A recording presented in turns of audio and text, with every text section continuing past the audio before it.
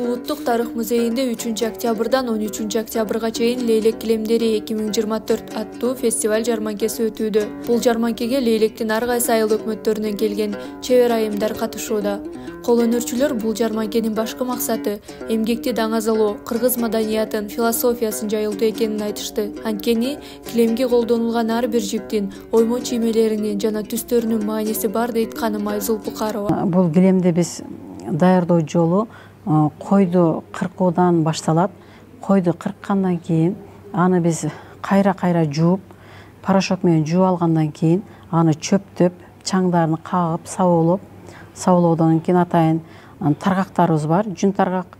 Ошолорго тарап, андан кийин тог үйүбүз бар, тог үйгө мындай өлпөңдөп коебуз. Бош, жакшы кылып ийирип алабыз. Муну ийирип алгандан кийин аны кайра түрүп алгандан кийин бизде калаба деп коет. Төшөктөрдү тоголотуп туруп калаба жасайбыз. Чтобы чалыш болбош үчүн аны 8 түрүндө жасайбыз. Ал калабаны мындай, мисалы үчүн мындай кылып алып, аны эки башыны чалыш болуп калбаш үчүн мынтип байлап, өзүнүн эле жибиден аны чоң казанга суу жылытып, порошок, содалар салып, кайрадан да жууп, тазалап алгандан кийин биздин килемге мынандай түрлөрүбүз даяр болот. Уздар көргөзмөгө өздөрүнүн эски жана заманбап ыкма менен жасалган ар түрдүү килемдерин, олпокторун, жасалгаларын жана баштыктарын алып келишкен. Алардын бири Айымкан Сатарова кыргыз маданиятын жайылтуудагы кол өнөрчүлүктүн аркасы менен жеткен ийгиликтери менен бөлүштү. 5-класстан эле бери согомун да. Көп жыл болду. Ушу убакытка чейин согом. Көп эмелерди, бул кол өнөрчүлүгүм боюнча көп жерге бардым. Көп фестивалдарга катыштым. Кытайга бардым, Турцияга бардым, Индияга бардым 2 жолу. Ошол көрүп келдим. Өзбекстанга бардым, Казакстанга бардым. Кудайыма шүгүр, ушундай ушу чеберчилигим аркасынан.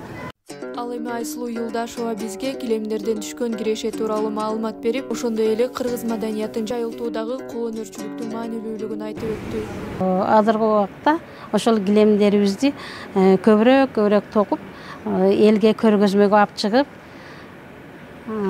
ушинтип ярмаркаларга алып келип, жаш муундарга үргөнсүн, көрсүн деп ушул жерге алып келгенбиз. Эми биз илгертен эле ошо килемди кылып, килем менен килем сатып, балдарыбыз ошол килемди согуп жүрүп, килем кылып жүрүп чоңойтконбуз да. Кирешеси насипке жараша бар. Себеби болот да, килемди биздики натуральный.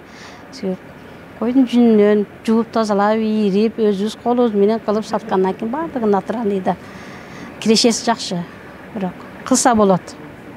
Бизден кийинки муундар дагы, балдарыбыз, нерелерибиз дагы көрүп, ушу чоң энелерибиз ушундай иштерди кылып жүргөн экен деп, ошолор дагы кылып, жасап көрүп, көздөрү кансын деп. Ошол максатта келгенбиз.